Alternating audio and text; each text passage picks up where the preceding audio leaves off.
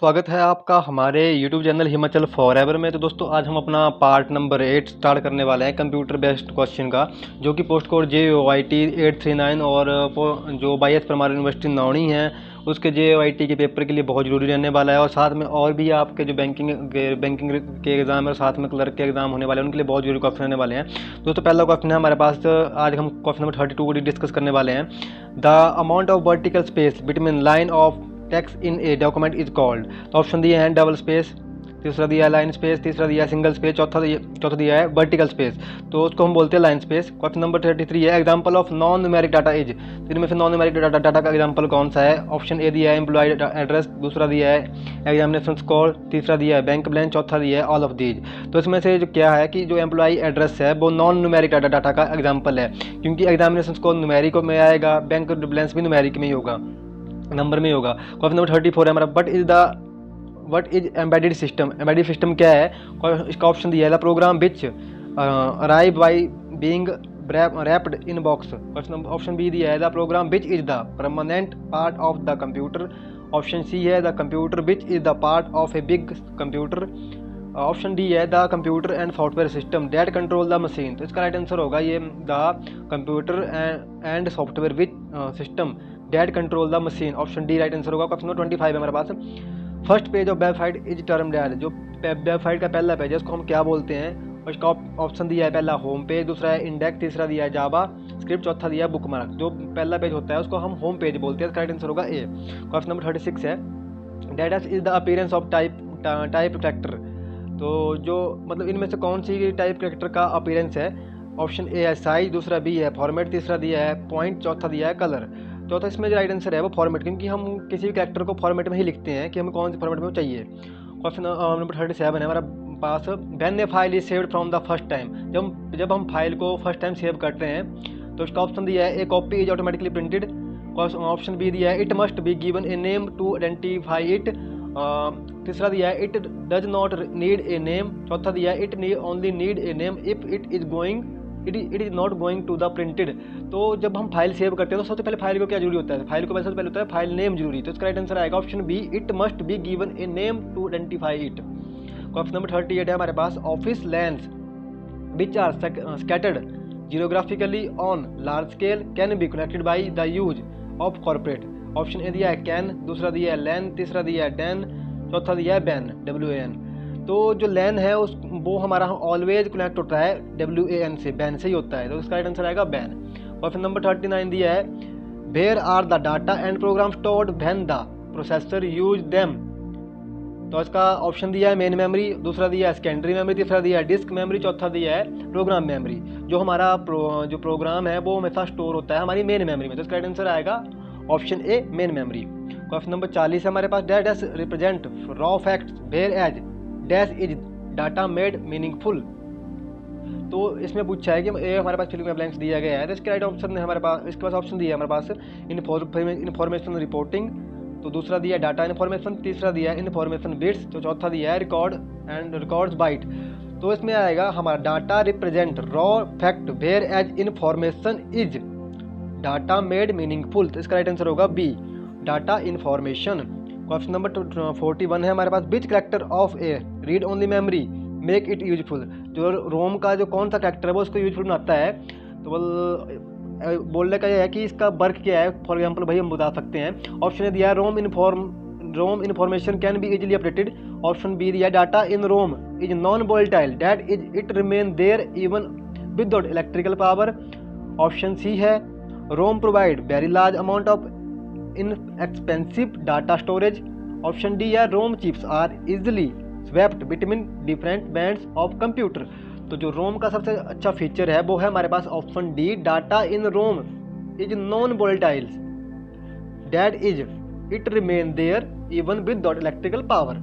Question number 42 है हमारे पास, what do you call the program that are used to find out possible faults and their causes.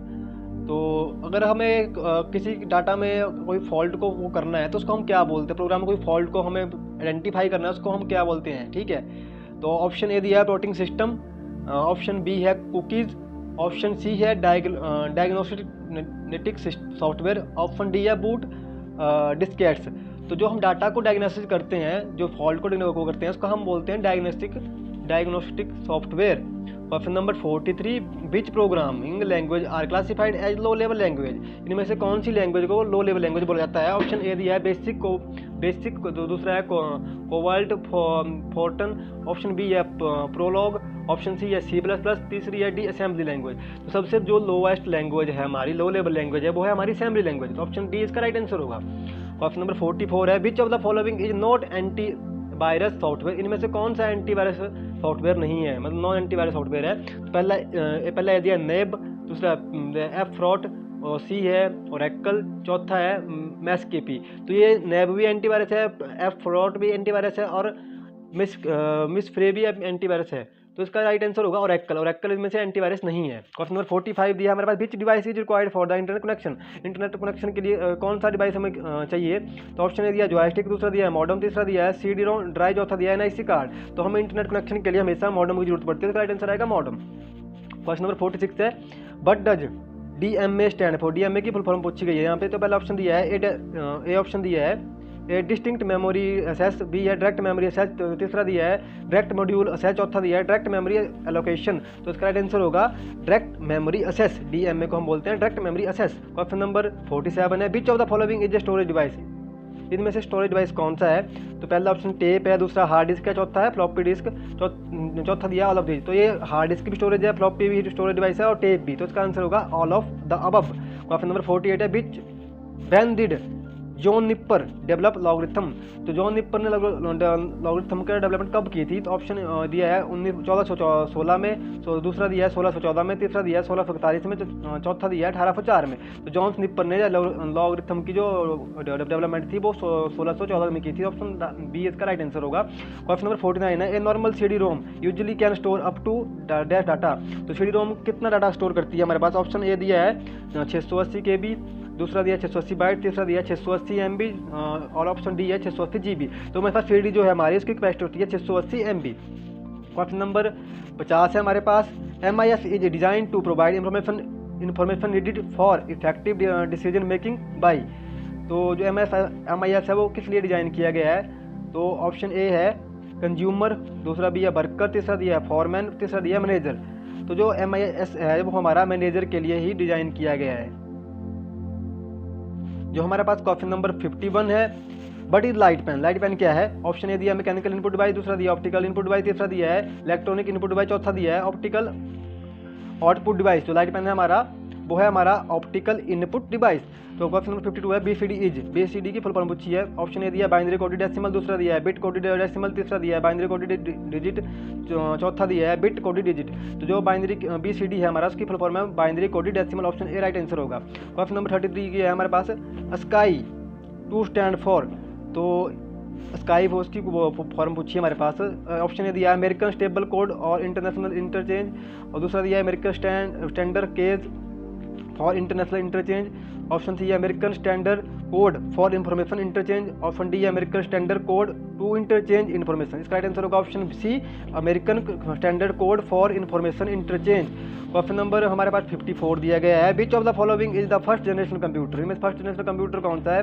Option A दिया है EDSAC, option B दिया है IBM 1401, option C है CDC 1604, option D है ICL 2900। तो इसका राइट आंसर होगा option A EDSAC।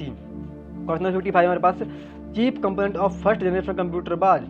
तो फर्स्ट जनरेशन कंप्यूटर का चीफ सबसे मेजर कंपोनेंट क्या था? ऑप्शन ए दिया है ट्रांजिस्टर, दूसरा दिया है vacuum tube and bulb, option C दिया गया है इंटीग्रेटेड सर्किट, ऑप्शन डी दिया है नॉन ऑफ दीज। तो क्या था कि जब फर्स्ट जनरेशन कंप्यूटर बनाया गया था उस टाइम ना ट्रांजिस्टर थे हमारे पास, ना ही हमारे पास इंटीग्रेटेड सर्किट थे, ना IC थे। तो उस टाइम हमारे पास यूज होती थी इसमें वैक्यूम ट्यूब्स एंड वेल्व्स।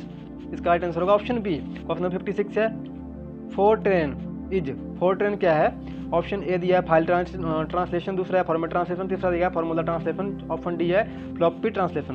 तो जो हमारा फोरट्रेन है वो है हमारा फार्मूला ट्रांसलेशन है।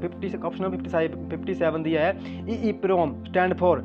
EEPROM की फुल फॉर्म पूछी गई है हमारे पास। इसका ऑप्शन है electrically erasable programmable read only memory, दूसरा erasable programmable read only memory, option D है electronic erasable programmable read only memory, option D है नॉन ऑफ दीज। इसका राइट आंसर होगा option C electronic erasable programmable read only memory. Question number 58 है हमारे पास, second generation computer by developing during, जो हमारे second generation computer था उसकी डेवलपमेंट कब हुई थी, तो हमारे पास दिया गया है ऑप्शन ए 1949 से लेकर 1955 के बीच, 1956 से 1965 के बीच, 1965 से 1970 के बीच, 1970 से 1990 के बीच।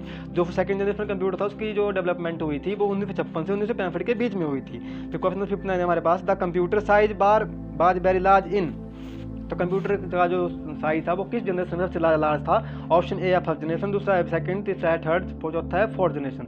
जो उस कंप्यूटर का सबसे बड़ा साइज था वो था फर्स्ट जनरेशन में। क्वेश्चन नंबर 60 हमारे पास, micro processor as switching devices are for which generation computer, micro processor का जो यूज हुआ था वो स्विचिंग डिवाइस का यूज हुआ था किस जनरेशन में हुआ था। ऑप्शन ए दिया है फर्स्ट जनरेशन, दूसरा है सेकंड, तीसरा है थर्ड, चौथा है फोर्थ जनरेशन। जो माइक्रो प्रोसेसर का यूज हुआ था हमारा वो फोर्थ जनरेशन में हुआ था।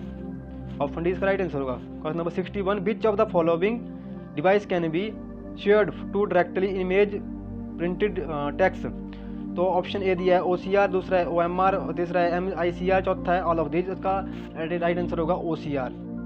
क्वेश्चन नंबर 62 है हमारे पास, the input quality for of a printer is measured by, जो प्रिंटर की इनपुट क्वालिटी है उसको हम किस में मेजर करते हैं। ऑप्शन ए दिया डॉट पर इंच, ऑप्शन बी है डॉट पर स्क्वायर इंच, ऑप्शन सी है dot printed per unit time, option D है ऑल ऑफ दीज। तो इसकी हम क्वालिटी मेजर करते हैं वो करते हैं मेरे पास डॉट पर स्क्वायर इंच में। ऑप्शन बी इसका राइट आंसर होगा। क्वेश्चन नंबर 63 है हमारे पास, इन एनालॉग कंप्यूटर में क्या था। क्वेश्चन नंबर ए दिया है, ऑप्शन ए दिया है input is first converted to digital form, दूसरा है input is never converted to digital form, option C है output is display in digital form, option D है ऑल ऑफ दीज। इसका right answer होगा input is never converted to digital form.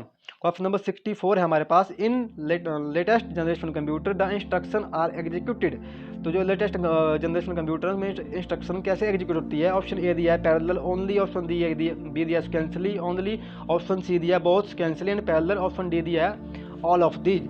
तो इसमें क्या है, जो हमारी जो अभी लेटेस्ट जनरेशन कंप्यूटर है उसमें जो इंस्ट्रक्शन एग्जीक्यूट होती है वो दोनों में होती है, बहुत सीक्वेंशियल भी होती है, पैरेलल भी होती है। इसका राइट आंसर होगा ऑप्शन सी।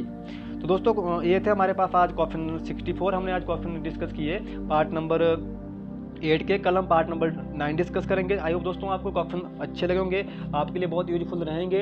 अगर यूजफुल रहने वाले हैं तो इसको आगे से आगे शेयर कीजिए, साथ में घंटी वाला बटन जरूर प्रेस करें। अगर आपके कोई डाउट है, कोई क्वेरी है तो आप हमारे फेसबुक पेज को भी लाइक करें, साथ में हमारे टेलीग्राम ग्रुप के साथ जुड़िए, फेसबुक ग्रुप उस व्हाट्सएप ग्रुप के साथ जुड़िए, और मेरी फेसबुक प्रोफाइल पे आप जुड़ सकते हैं, मुझसे बात कर सकते हैं। मैं हमेशा कोशिश करूंगा कि मैं आपकी हर क्वेरी को सॉल्व कर सकूं, और मेरे को बहुत अच्छा लगता है जब कोई मुझसे क्वेश्चन पूछता है। तो मिलते हैं इसी तरह के नेक्स्ट पार्ट में। भगवान करे आपका दिन शुभ रहे। जय माता दी।